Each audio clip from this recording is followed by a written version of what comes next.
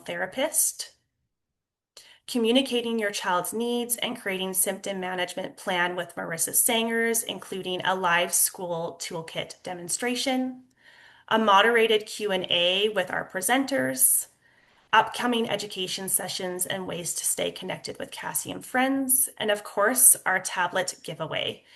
If you haven't done so already, please update your Zoom name to your own name so we can enter you into the giveaway. If your name automatically defaulted to my name, Danielle Harrison, our apologies. Simply update your Zoom name to your own and you'll be eligible to enter the prize.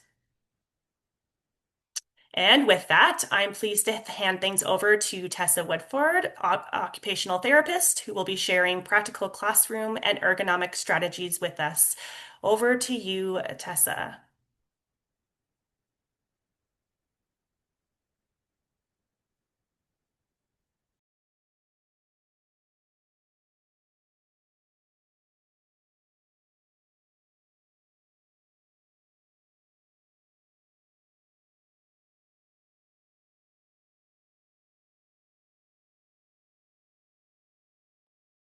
Are you guys seeing my notes?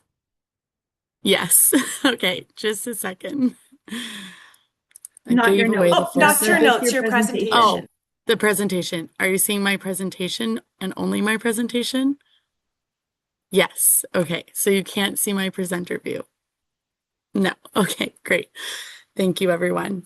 Um, Thanks for asking me to do this session, and Cassie and friends for facilitating this. It's a great idea. So I'm Tessa Woodford. I'm a, occupational therapist here at the Glenrose Rehabilitation Hospital in Edmonton, Alberta. And I've been here for about the last 10 years. I was on the spinal cord injury unit before I came over to pediatrics and joined the rheumatology clinic. And it's been great ever since. I love it. So today we're going to look at various ways to help make your child's school experience easier for their year. In terms of disclosures, I have received an honorarium from Cassie and Friends for participating as a speaker at this educational session, but that's it. And in terms of what we're going to go through today, we're going to go through some common areas that children can have trouble with in their day-to-day and at school. So we'll move through that. So the first one is morning stiffness. So as we all know, morning stiffness can make it difficult to get up and going in the day. So some things that can help. Sorry, Tessa. Yeah. I says that your screen sharing has been paused. I just want to confirm, Marissa, you can still Oh, see? No, I can't see. hmm. Can There you we see go. me now? Yes, Okay, perfect. strange. Okay, great. Sorry about that. Um, so the morning stiffness, it can be difficult to get up and going. So considering adjusting the wake up time to give your child more time to wake up and get moving, as that is often what can help children versus rushing to get out of bed in the morning. And consider moving their showers or baths to the morning time versus in the evening, as that warm water can help their joints loosen up. And then, especially in the wintertime, some children find a heated blanket for 10 minutes before getting out of bed can really help their joints get moving in the morning. So, next, we'll talk about some energy conservation and pacing. So, this is really key for managing fatigue and tiredness during a school day. So we follow the four principles of energy conservation. So we'll go through those and then talk about some other strategies and things specific to schools that can help. So the first one is prioritizing. So making lists of what is most important, spreading out your goals, and when you are strongest in the day, so when you are best in your day. So the goals could look like what you want to be able to do in the day, in the week, what you want to get out of your school year. And then from there, you can plan your scheduled rest. So scheduling, if you have there's a free block for your child, maybe scheduling it in the afternoon or before or after lunch so they have a bit of a longer break. Gathering supplies and equipment so that if your child is in a flare or is having a harder day, those are accessible and ready to go. Being efficient, so keeping everything where it's supposed to be, so maybe keeping books in a classroom and being ready to ask for help as needed. The third P is pacing. So short, frequent breaks are better than those longer breaks. The short, frequent breaks will help keep your child's energy cup from getting too low, because if their energy cup gets too low, then it's going to take much more time and rest for it to fill up versus if they're just taking a little bit and then filling up their cup again, that's much easier for them. Alternate activities, so doing a easier class that your child doesn't find as challenging than a harder class, and then an easier class and then a harder class if they do have that flexibility in their schedule.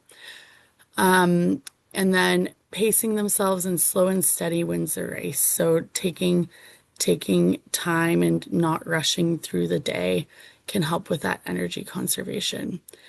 And then the final P is positioning. So you're making sure you stay upright as I slouch. We all can use reminders to not do that. Use of assistive devices, organizing the area so that everything's within arm's reach and you're not reaching too far, those kinds of things.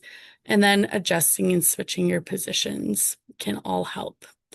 So another thing that can help with energy conservation is recognizing signs of early fatigue and taking those breaks before exhaustion sets in. So going to the office or having a rest before that fatigue happens or exhaustion happens, and adjusting the schedule to the work rest cycles. And you need to incorporate these pacing strategies as well as potential supplies and equipment throughout your day to prevent burnout. So if you're waiting until you're at the burnout point to incorporate these energy conservation strategies, it's not going to work. So being proactive about that. Often in terms of when children feel best, mornings are often the best time for everybody. So the afternoon slump is real. I get it. We all start to yawn around 1, 2 o'clock. So considering doing the morning times as the good time to have those more challenging classes.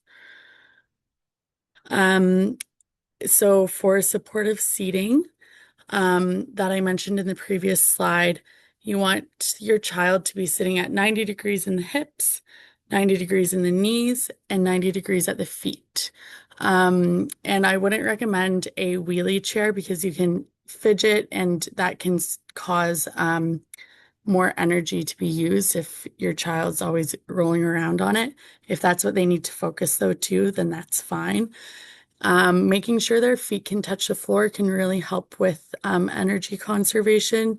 So using a footstool underneath from IKEA, Amazon can really help. And then elevator passes. So if your child's having to do stairs, going up and down the stairs lots, then an elevator pass can help with that. Some other things to help with energy conservation, so a slant board. So over here are various slant boards. The ones on Amazon start at $50, and that's something you could explore if you're finding it's working for your child, but easy DIY ones are a good place to start. So you can see this one, they've glued, or you could try Velcro with a clipboard where you put the paper there and then the child can write. It helps position their hand in a good ergonomic position and gets them using more of their joints together so there's not that strain. This one has two binders on top of one another, so you can, if you're unsure about the height, taking two binders and playing it with it that way can be helpful. And then this one has a like Pringles chip container underneath the clipboard. And it's a bit, you could have that as Velcro, and then it's a bit easier to store in the backpack. And then the Pringles container can also pair as a pencil case. So you have a bit of that too. Having your locker close to the classrooms can help with that transition time. So it gives them more time as well as prevents them from having to do too much walking if they're in a flare. And also helps prevent them from being bumped and jostled in the hallways for the extra transition time because uh, they leaving a bit earlier can help them with that. Some schools can get very crowded. And then floor time. So sitting on a pillow or a low stool during assemblies, or even asking if the child can sit along the back wall in a chair is also an option. So sometimes be talking to uh, kids and they'll say, I don't eat a snack between breakfast and lunch. And so I really just want to remind everybody that having a snack in the morning and in the afternoon that has protein to help make the food last until the next meal can really help with that energy, especially around right before lunch and closer to the end of the day before dismissal. And then portable hot or cold packs. If you have a set temperature, just be careful and maybe get your kiddo to try it out at home before you send them to school with it. But heat can help if the joints are getting stiff throughout the day. This one goes around the back, so it can help provide support that way. Also, like coming in from outside, it's a quicker way for them to warm up. You can have hand hot packs. They have electric hand warmers and mittens now. You can get electric hand holder things now on Amazon. It doesn't have to be fancy either. You could have a rice bag that your kiddo can warm up in the microwave and use it that way. So those can all help with pain management and cold throughout the day because we live in a cold climate, especially if you're in Edmonton. On to fine motor considerations. So these items that we're going to talk about on this slide can help decrease how much a child's joints have to work in order to maintain grasp on an object. And you can get all of these at like Education Station, Amazon. There's lots of different places. So pencil grips, your child may have to try a couple of different ones to find one that they might like. Gel pens and mechanical pencils decrease the friction on the page, so there's less resistance when they're writing. And it also is a fun thing to do with your child. You can go and get them to pick out some fun gel pens that they would like to use. And then there's foam tube grips. So they help increase the diameter of smaller items so that it's easier to grasp. And you can see here, you can use it for pens and also lots of other areas in your life. And then for more writing dense and demanding classes like English or social studies, typing and voice to text may be helpful. Voice to text has come a long way in the last few years, so they won't be catching your children's and ah. And then considering if they're doing a lot of computer work already, considering a mouse versus a touchpad. So a touchpad, you're using one finger, maybe two to navigate around. You're doing a lot of bending and moving of just those two fingers and joints, whereas a mouse provides you with more, less finger movement and more full arm movement.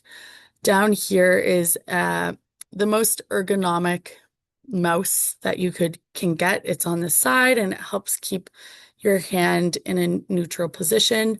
And then that way you can use more of your forearm to move versus your wrists and your fingers.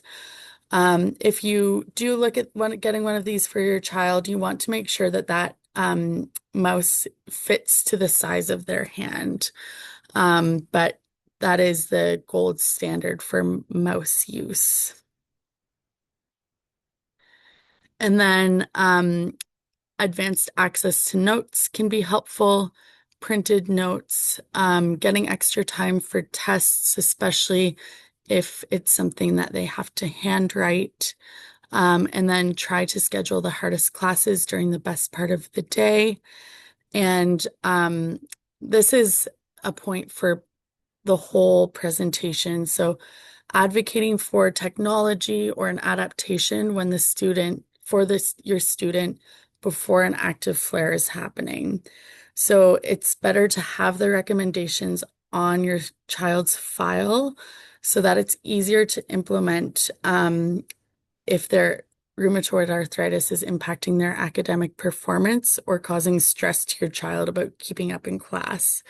So then that way the teacher has strategies that they can look at and implement with the student in a timely manner versus having a lag period for that implementation.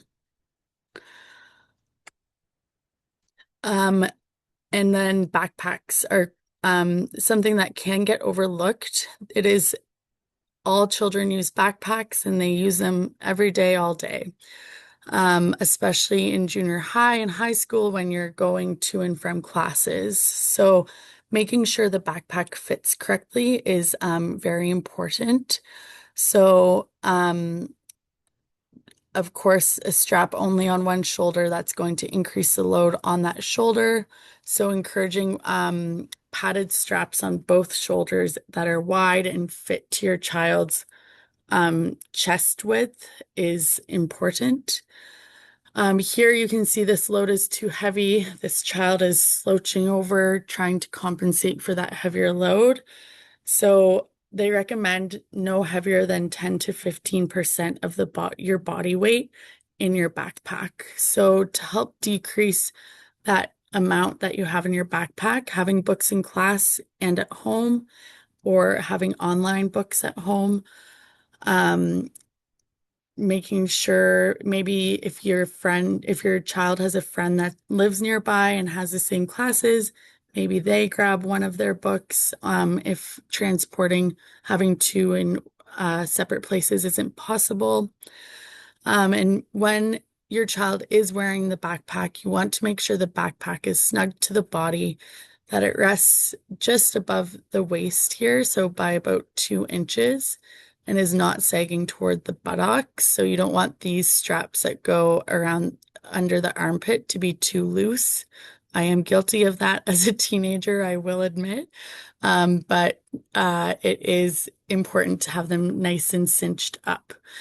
And then a waist strap can help transfer weight from the shoulders to the waist, and your hips are much better able to carry heavier weight than your shoulders. So especially if your child is carrying over that 15% of their body weight, having a waist strap can really help to support them that way. Having an empty, lightweight water bottle on the way to school or a school-specific water bottle can be helpful. That way a heavy water bottle can add a lot of a full water bottle can add a lot of weight to your backpack. Um, and making sure it's an easy to open water bottle, so or a straw water bottle like this, one where you have to unscrew it every time will probably cause, and your child has hand joint pain, that will flare that up. And water bottles that are not insulated are lighter. Placing heavier items in the inner pockets of your backpack, so closer to the child's back, is a good idea. And then easy pull loops on zippers can also help with zipper management. For lunches, again, easy pulls lunchbox zips like this here. You can add them onto their lunchbox. Lightweight containers that have wider clasps that flip on and off can be easier than something that you have to sort of pop up. Bento boxes with only one or two latches seen here, then that way all their food is in there and they aren't opening up multiple containers. And if you have a packaged snacks, they should be put in containers like within with the bento box, or provide scissors if they're difficult to open. Moving on to gym modifications. So this is by far one of the most common conversations we have with children and their families, because gym is really relies on flexibility from the teacher to support the student based on their symptoms, and then the teacher has to help implement some of those strategies. So for gym, it's really the same activity with different expectations. So we'll get into what those different expectations or different ways of doing might look like. But it's trial and error to figure out what will work for your child and when, and depending on how they're feeling. This point's a little bit random within this slide, but I asked because we don't work with the feet piece as much. So when I asked my physio colleague, they said a gel cushion heel lift in the shoe seen here can really help with providing some relief to your child's feet in gym class and throughout the day, or even a full foot one like this. You can get them at pharmacies, Amazon, Walmart, and just pop them in there. They're pretty easy to find. And then another thing that can help improve communication and expectation management between the teacher and your child is having a common language or keyword with the teacher. So you're going to see me using some language like so-so days or no-go day. So having like, how's it going, Sally? And Sally can say, it is a so-so day for my hands. And then she doesn't need to really, I'd like a foam ball. And then she doesn't have to go into the specifics about what it is about her hands, but taking her at her word that it's a so-so day. So let's incorporate some of those accommodations that we have on your file and that we've talked about before. So a universal approach. So these are things that all students benefit from, and that can be done with everybody in the gym class. So incorporating a warm-up for all students, circuit-based activities if a student is in an active flare, and rotation of positions more frequently. So floor hockey that involves rotating people on and off the floor. And then providing water breaks. So this allows your child to adjust or have a quick chat with the teacher about how things are going. So like, I thought it was going to be a great day, but this is actually a so-so day and I need to sit out on the next rotation, that kind of thing. So a so-so day is this, your child feels like they can participate, but not how they usually do. So not at that full energy level.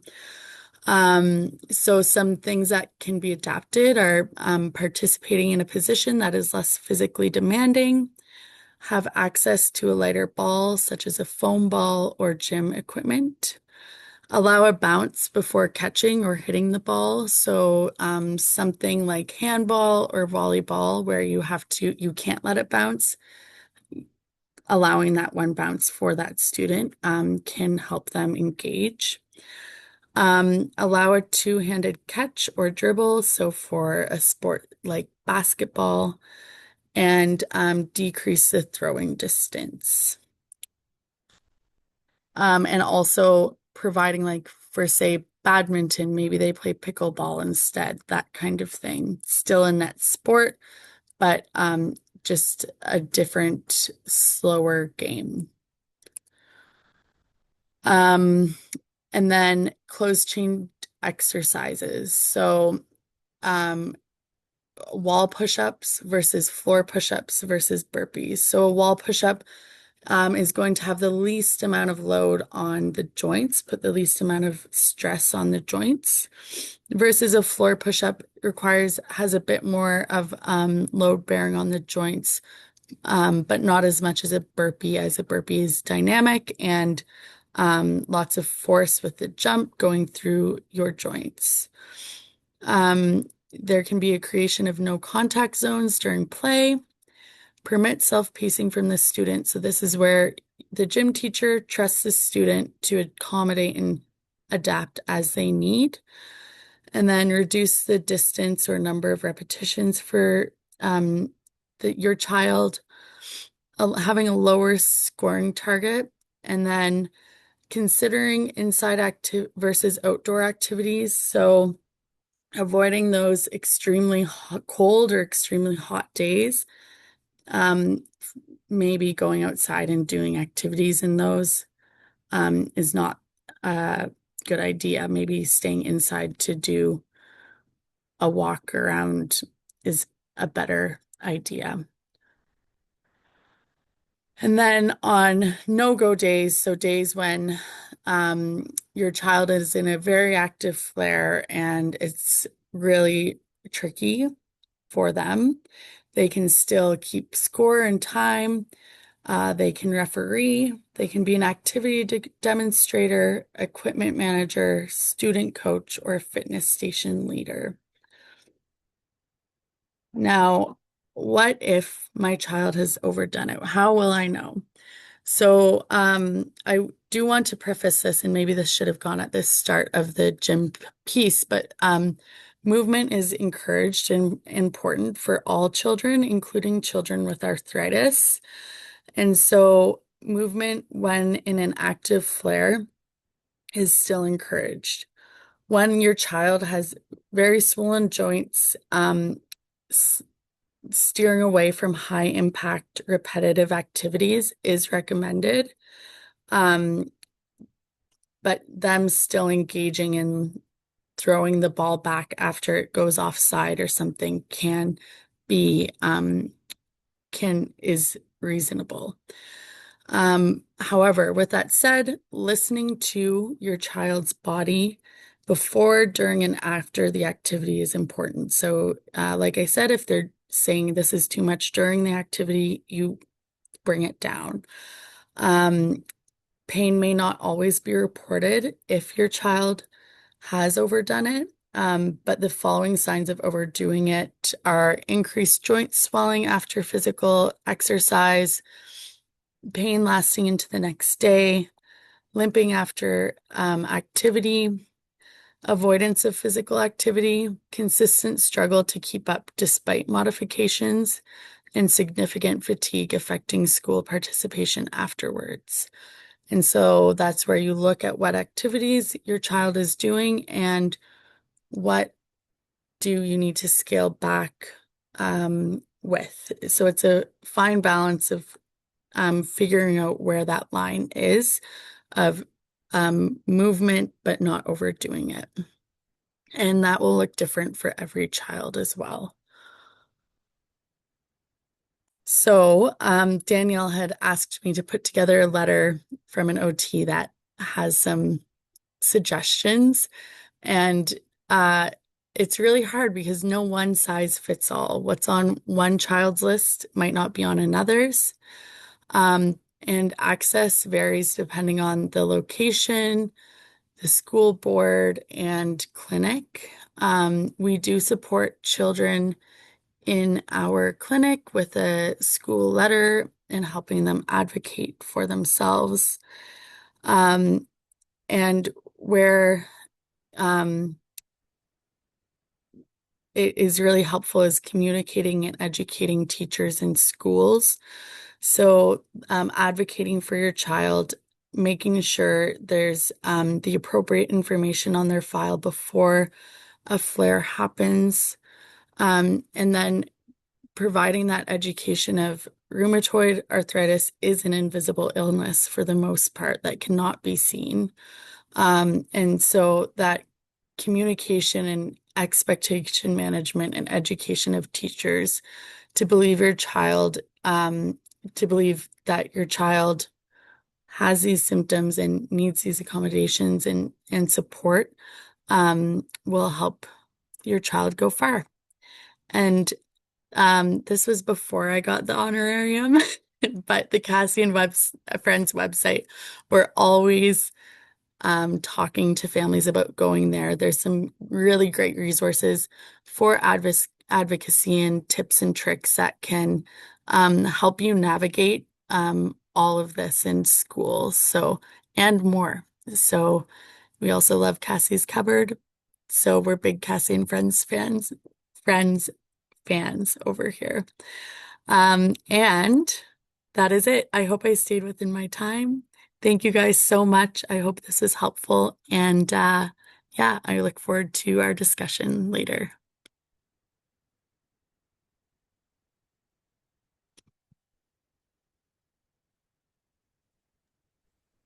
All right. Thank you so much, Tessa. Now I will hand it over to Marissa, our family engagement and support coordinator at Cassie and Friends, to lead us through the next portion of today's presentation.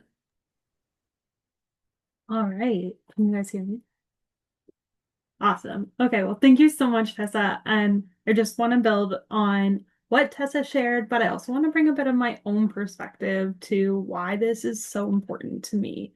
Tonight, I'm coming to our presentation in kind of a dual perspective, which is a cool lens for me to be presenting in. So before I worked at Cassie and Friends as our family support and engagement coordinator, I worked as an educational assistant for about 10 years in my local school board here in Woodstock, Ontario. So my daughter Charlotte, who is going into grade 8 this year, also has juvenile arthritis and was diagnosed at 3 years old. So not only do I have 10 years of educational experience, but I also have 10 years of rheumatic disease experience. So I'm coming in on both lenses tonight and looking forward to sharing some tips with you. Um, I really want to go into working in the schools and how it's really given me a window into how classrooms actually run, what the realities are that the teachers are seeing and the school teams, what they're balancing every day, and what kind of conversations can be helping you put accommodations and requests into place and make sure that those are understood. I don't really want to overwhelm the school teams with demands, but I want to give all the parents on the call today the language and the confidence to feel prepared, informed, and in control when you're advocating for your child. So, one thing that I do see as a former educator and within Charlotte's rheumatic disease is that what a student looks like in the morning is not going to always reflect what it's going to look like in the rest of the school day. As many of you know, mornings are often the hardest. So things that might be simple, like getting dressed, gripping a pencil, rushing to catch the bus, they can become huge hurdles when joints are stiff and painful.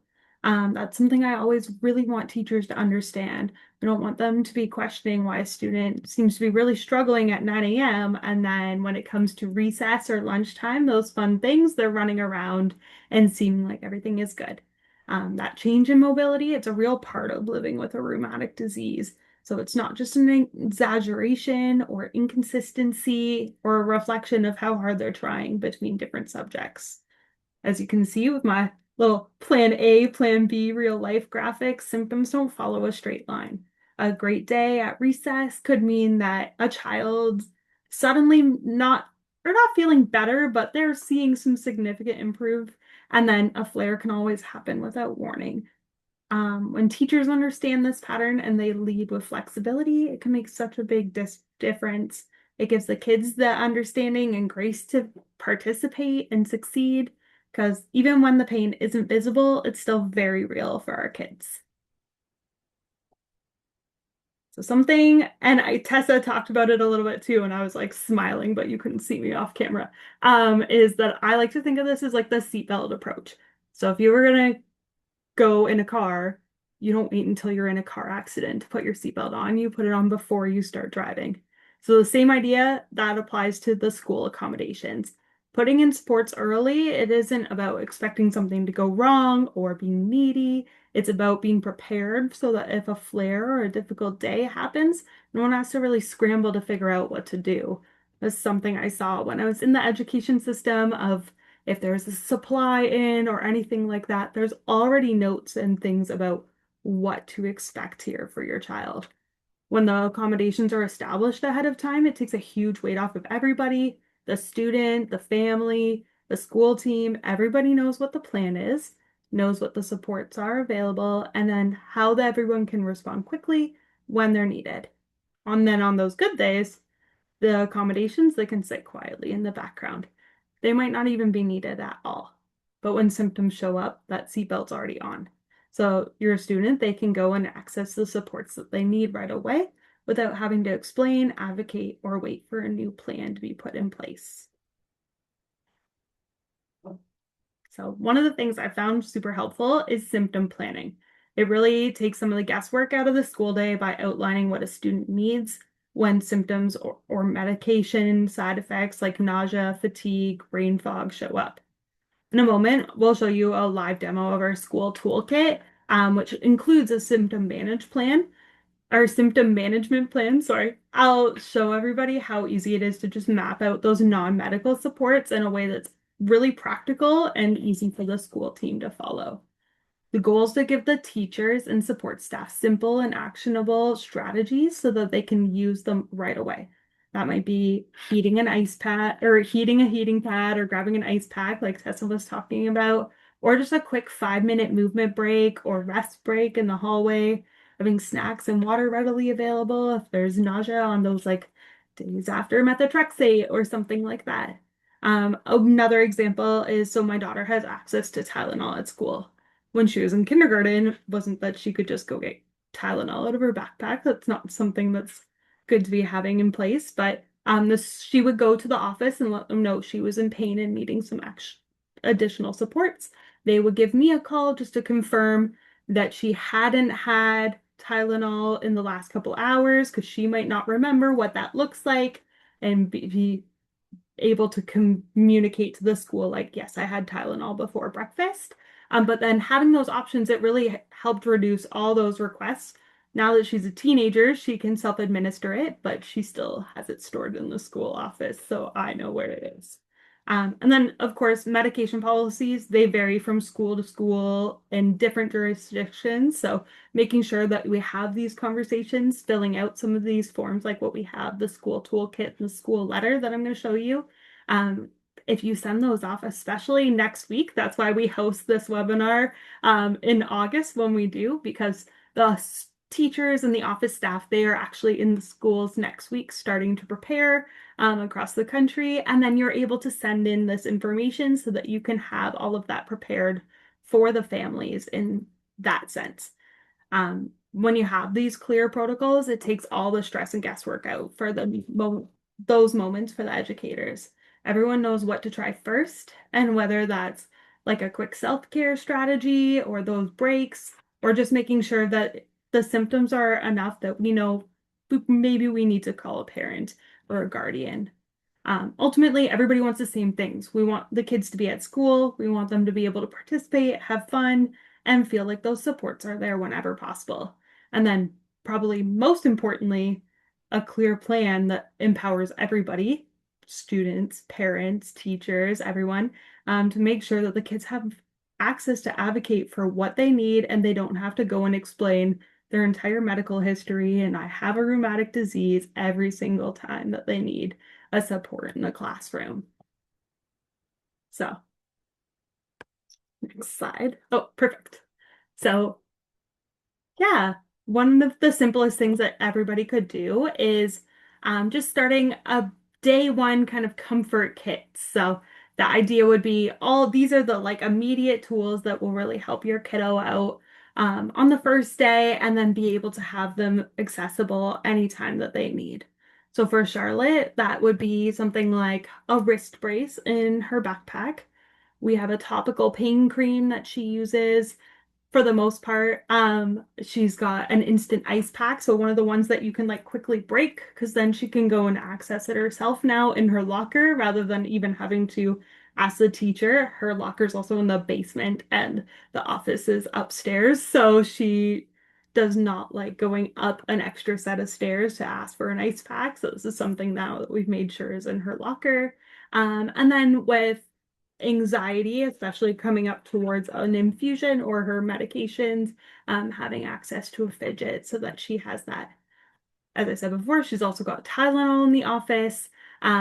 So then she can follow the school's medication plan and go through. We also have some little breathing strategy cards that are in her backpack so that if there is some anxiety, she can go through those as well. Those contents, they totally look different for every child. What Charlotte has now going into her backpack, going into grade 8, much different than what she would have had in kindergarten. The most important thing is that the student has the tools that work for them. And then so you guys, as the families, you're able to go and make sure that this is what's going to work for my kids and really get the kids involved and be able to have those conversations with them too. I know Charlotte, we got a special little green bag and that's what she put into her backpack. So she picked it out to make sure her comfort kit was something, and she had a lot of pride in using that as well. Another important step is establishing a primary point of contact with the school early on. So that could be their teacher, their resource teacher. I know in some boards it's called special education teacher or an learning support teacher. Another support person that might be in the school. So maybe it's the secretary, whoever kind of owns that like relationship that you're going to be chatting with the most. An educational assistant as a former EA, those are some of those like main people who might be helping your child with all the different needs that they have, especially depending on how that is. Um, in that school toolkit, and the accommodation letter, it's going to be really helpful here. They provide a clear reference for the supply teachers or other staff because we all know that classrooms change and teachers are away and unexpected things happen. But then the goal is to make sure that our children have the access to the supports no matter who's in the classroom.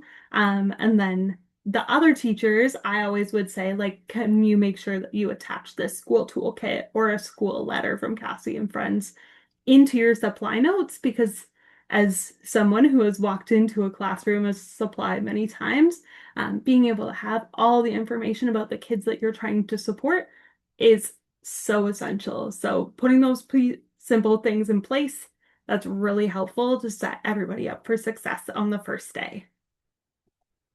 So I'm going to start our school toolkit demo just here in a moment.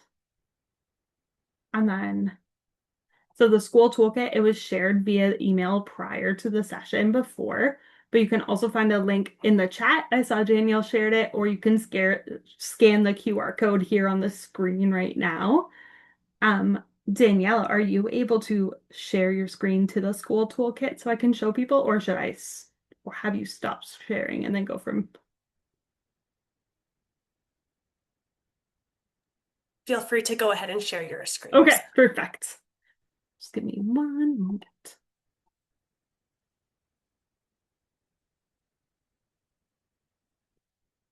And can everybody see the school toolkit here? Perfect. Yeah, so this is our school action plan. So it's got a few different parts, but it's really nice to be able to go through this. When you download this document, Charlotte and I, we printed it out and then we wrote on it by hand and scanned it and sent it into the school. But being able to go through, so these are my child's school challenges. So like for us, managing morning stiffness, managing pain, participating in physical activities, having enough energy to get through the day, but also getting into those like older ages. I know some of the participants here, like we have from high school to just starting kindergarten on the call tonight. So even things like carrying a heavy backpack or having copies of classwork due to missed medical appointments or illness, like if we're going into exam season, but we still have to have our like medical infusions or something, that's something that the office might need to have in consideration. The nice part is there's this big other section, so any other things that may come up or you think of, feel free to write those down and just make sure that the school has the most information they need. So then it goes into the different physical and tangible support. So this would be a great spot to put all of those amazing resources that Tessa shared earlier in the slides. The social and emotional supports that they might need, those learning and educational supports. So example, textbooks, having things loaded on an iPad, getting an IEP set in place for your child, accommodating for different technology, um, and then what do we need to communicate to the school? So again, like I mentioned, the miss school for flares and appointments, medication side effects, extra time to get to classes, etc. And then, so what comes next? So what support do we need? Who can help us? And then actions to take. So this could be things like making sure that the teacher sends me an email. This is what I'm seeing into the class. Is there a different gym teacher? So especially for our high school students that are on the call or going into college, like you may have different teachers for different classes. So it's not just a simple homeroom teacher to be like putting these call or all this information into. You would have to share accommodations to your gym teacher, and maybe you are also in drama or music or dance and having to have those accommodations as well because there may also be physical needs there. That's all parts that you could put into this. Then in part two of the school action plan, so this is like the information that you will provide to the educators and the school administration. If you have an IEP or if you have in your in Ontario, they're called an OSR, but it's like your Ontario student record, so it's probably like an ASR in Alberta, etc. So there's the elementary school template letter and the middle school template letter. Charlotte's going into grade 8, so that means I have filled out this school template letter almost every single year since she was in junior kindergarten. We use it really as like a base zero. Even years that she's had the same teacher 2 years in a row, it's a really nice thing for us to stop as this disease changes every single year and say, what are the symptoms that we really need to be communicating? What are the things that we are really needing to prepare to go into this school year?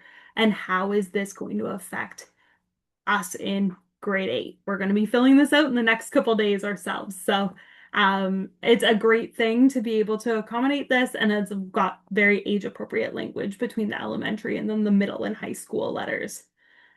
Also, as part of this, there is a symptom management plan template. This is just a template. So if you guys have other symptoms that you're experiencing, medications range for all of the different rheumatic diseases that may be on this call. So just making sure that you go through the symptom management plan that we have templated on here and say, what are the symptoms that might come up? Is there things after medication side effects?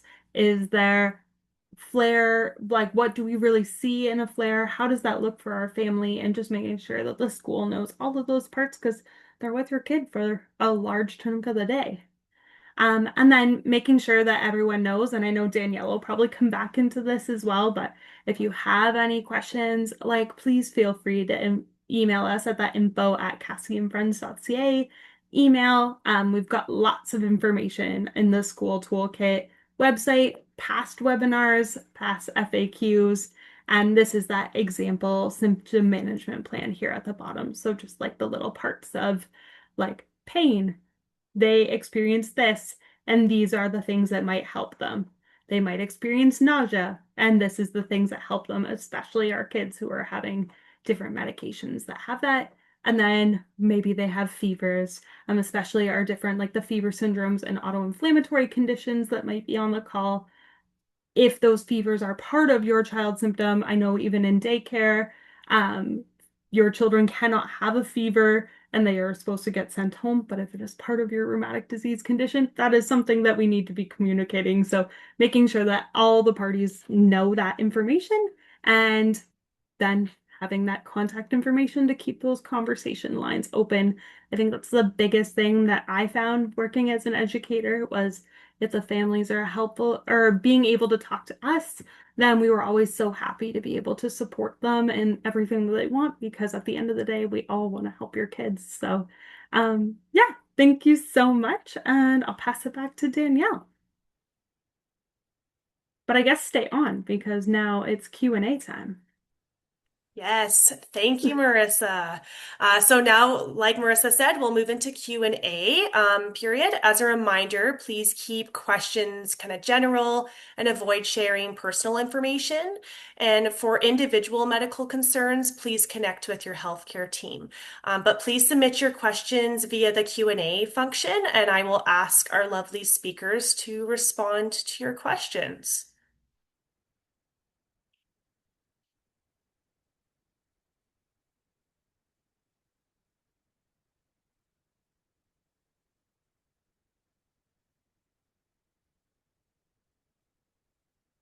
And just a note, the Q&A function is at the bottom. There's going to be like a little Q&A and a little uh, speech bubble with a question mark in it. So you'll click that, and that's how you can submit a question.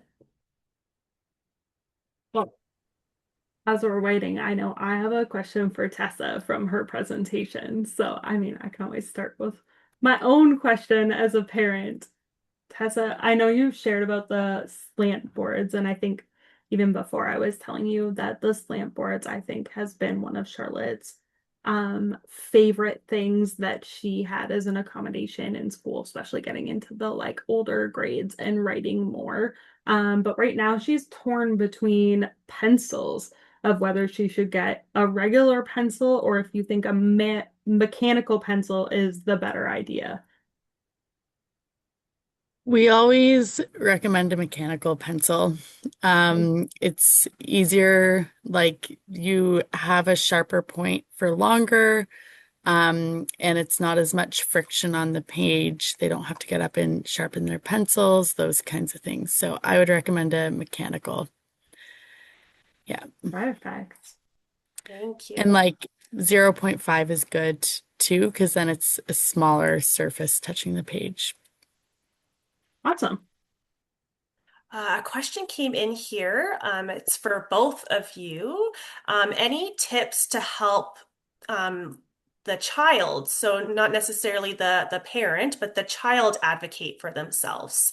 So this might, I would imagine, apply for like in classroom or with a teacher or um, uh, in, accessing your comfort kit, things like that. So any tips on how a child can do that? Sure. Well, I can take this first. I think seeing children from every age, I mean, obviously their advocating will be very age dependent. Um, when Charlotte was very little, we started with So Cassie and Friends on our website. We have the Cassie puppet show video of Cassie in the school, and Charlotte brought that in and was able to really like explain to the class and be very vocal in it.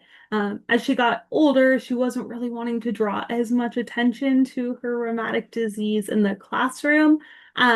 So advocating for herself looked a lot different. Being able to say, these are the reasons why I need this. She has a special chair in her classroom and being able to have her different supports, like she has a computer that she has access to, and really just being able to empower her to say, I need it because it helps me. And that is good enough of an answer for everything. That was into different students. And then for having that with the school and with the teachers. So getting her involved, we have been filling out that school letter and school action plan together since she was very little.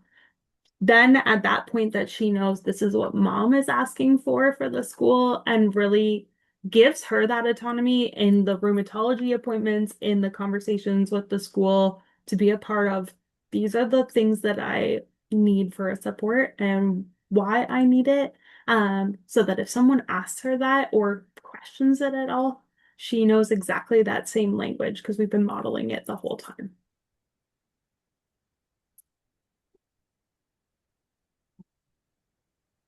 I agree, Marissa. I have nothing to add. Wonderful. Thank you. We have another question here. What are your tips for transitioning from outside play to indoors on colder winter days that can be implemented in the classroom?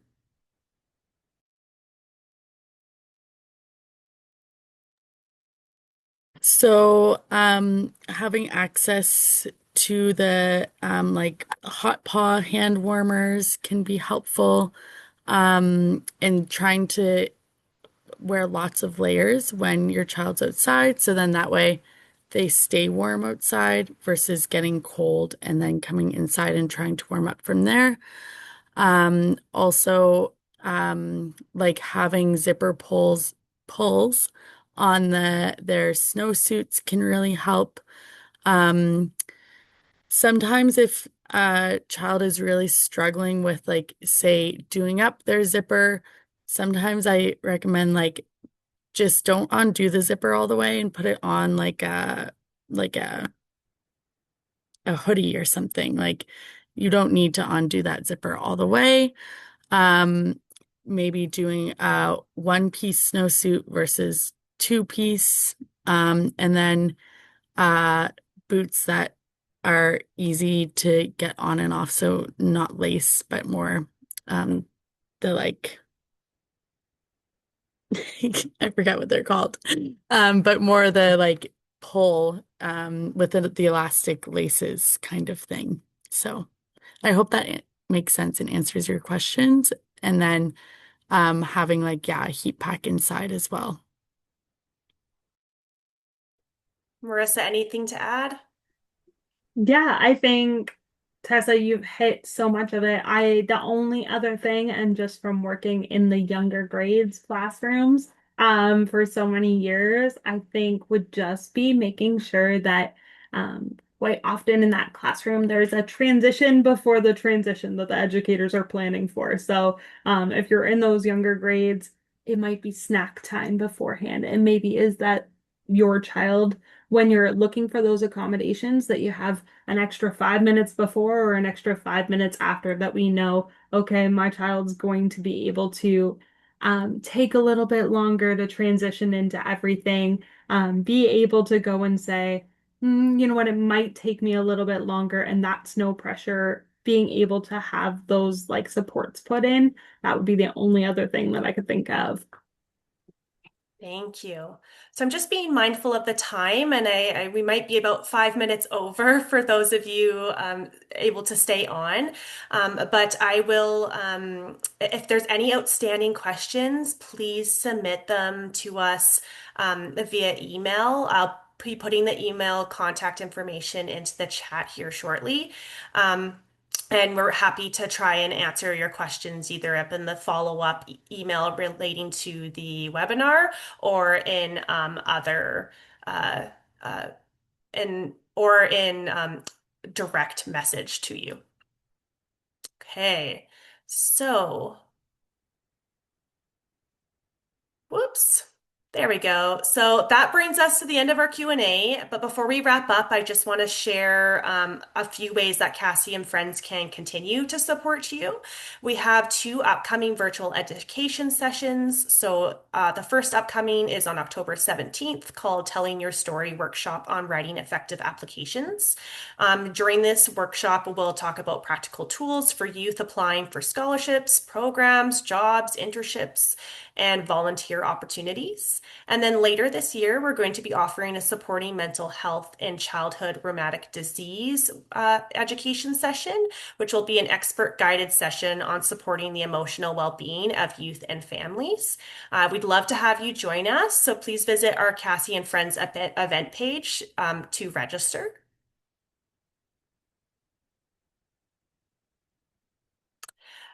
So Cassie and Friends supports families throughout their healthcare journey from diagnosis all the way into adult care transitions.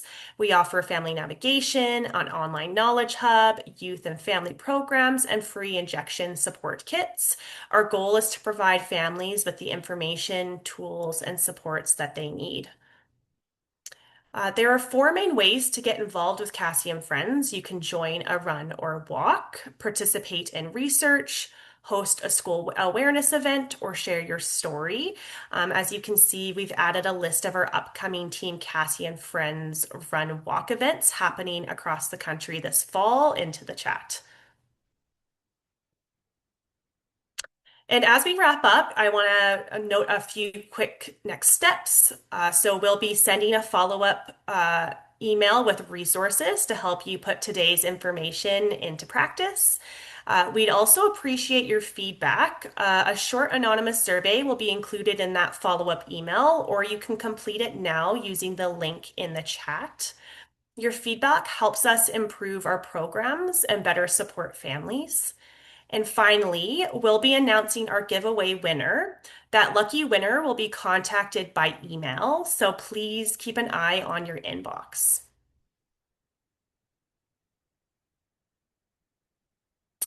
And thank you again for joining us tonight. We hope you're leaving with helpful tools, information, and confidence for the school year. You can stay connected with Cassie and Friends by subscribing to our newsletter and following us on social media for updates on programs, resources, events, and opportunities. We can also connect, you can also connect with us at info@cassieandfriends.ca. That's info@cassieandfriends.ca for support with getting involved or connecting to our programs and services. Thank you, and we hope to see you again soon. Take care, everybody. Thank you. Thank you, everyone.